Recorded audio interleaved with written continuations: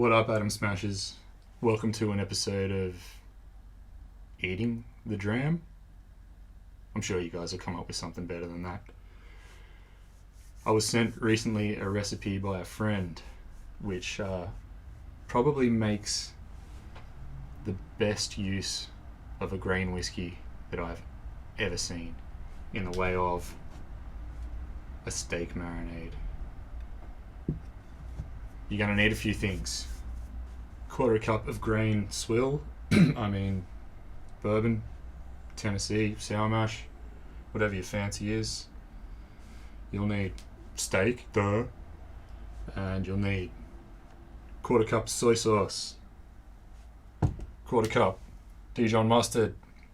You'll need garlic, I've gone for 4 cloves, and you'll need quarter cup of brown sugar, which I've prepared earlier. So, add the whiskey to the sugar.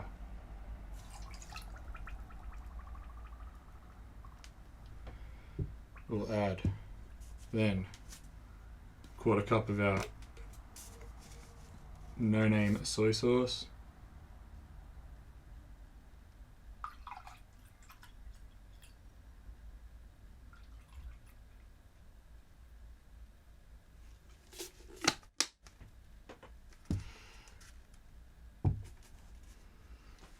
Then we'll add, my wife is going to kill me, there's a fresh jar of Dijon mustard which I'm about to use pretty much all of.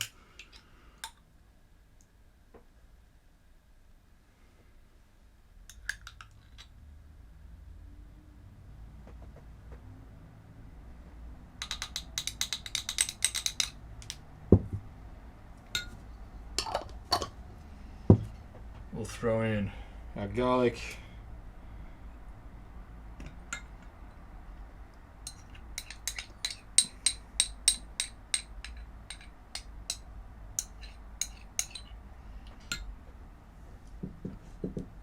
and also 1 teaspoon of salt and some pepper to taste, which I also added just a teaspoon of because I had the teaspoon in my hand. Mash the shit out of that. Pepper always goes fucking everywhere when I do this. I've lashed out and used some lovely exotic Himalayan rock salt, which is all the trend amongst the hipster community these days. But if you can't go for the pink, go for the brown.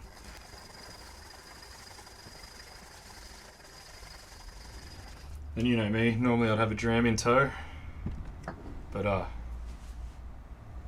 steak and whiskey, never really thought of it before, especially a single malt. Steak and beer, however, now you're talking. Alright, so let's pour that shit into the other shit.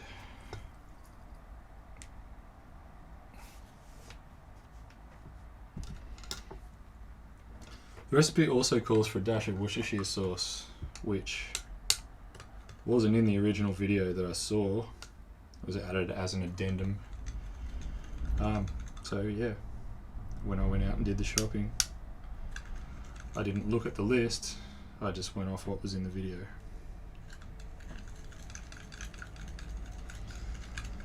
Let us stir this.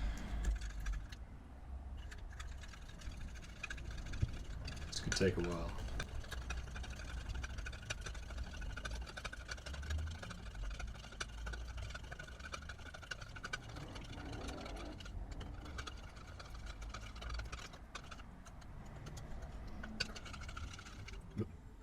Still a few chunks of mustardo.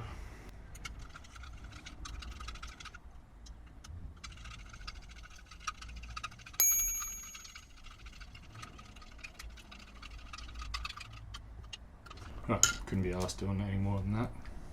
So now, grab yourself a ziplock bag. This one may or may not have had, at one stage, some leafy vegetable matter inside.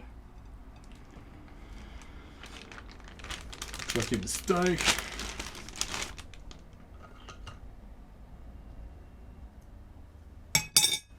chuck in the sauce. I really should have checked these for holes before I did that. But it looks like I may have gotten away with it.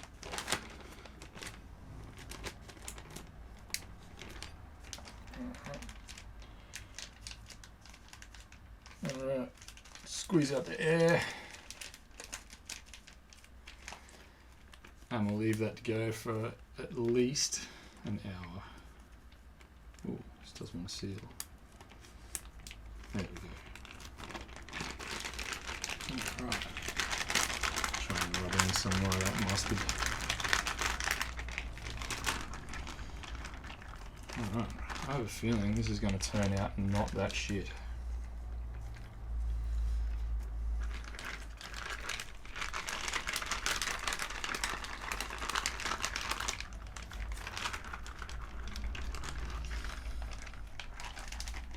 And I'm doing this at about lunchtime, so that's going to have a good 4 hours in the bag. Alright, Adam Smashers, we are back for the moment of truth. It's been about 4 hours, been bagged in the fridge. Let's fry this puppy up. Got the cast iron griddle going.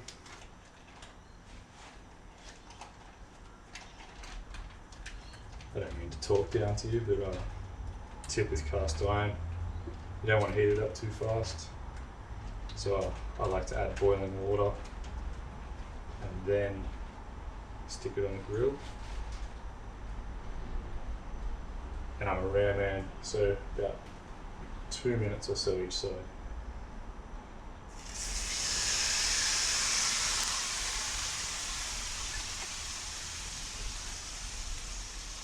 Oh yeah, I can smell the Dijon.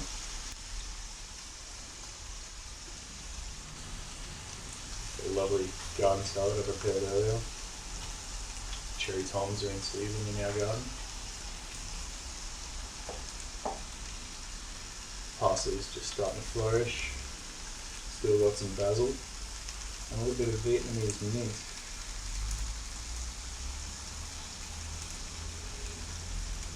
If you don't have your own home garden, you're a big head. If you use salad dressing from a bottle, you're a big head. Also need lemon, olive oil, soy sauce, vinegar, whatever you like really, salt, pepper. It's that simple.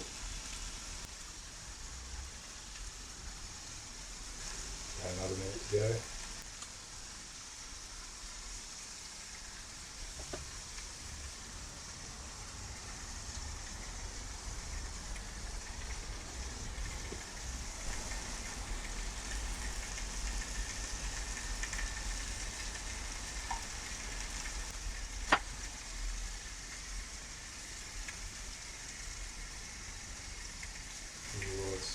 Delicious.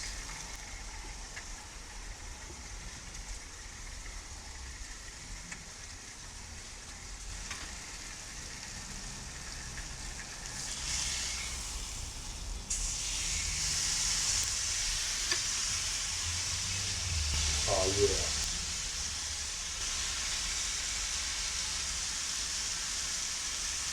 Put into that burger. Might do another one. If it's any good anyway.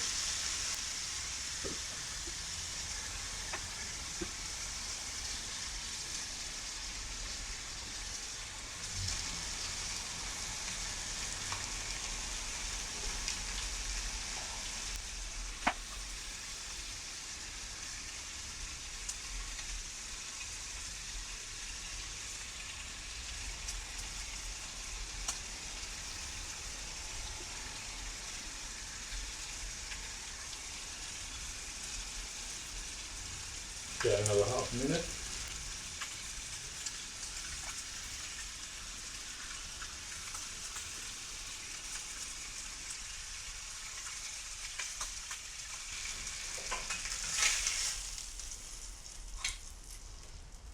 Game on.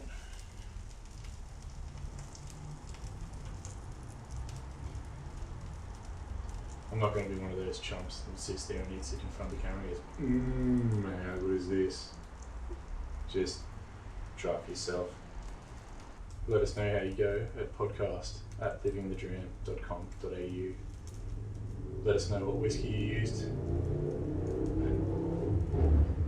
And stay carnivorous. So how was it? Pretty bloody good. Thanks for asking. For me though, I could not really taste the bourbon in it. The most predominant flavours were the sugar and the soy sauce, the saltiness and the sweetness, which went blend really, really well. Perhaps the bourbon's getting entangled in the sweetness somewhere. I found it hard to put my finger on just simply because I don't drink the shit. What was a real nice touch though was the caramelization, or let's not beat around the bush here, it's burning, of the marinade on the griddle pan. That kind of threw me back to Jack Daniels when I used to enjoy some of that as a youngster. I had a penchant for something far more sweet, and you could say my taste buds were in my arsehole. What I am looking really forward to is tonight's dinner. You saw how much marinade I had left over.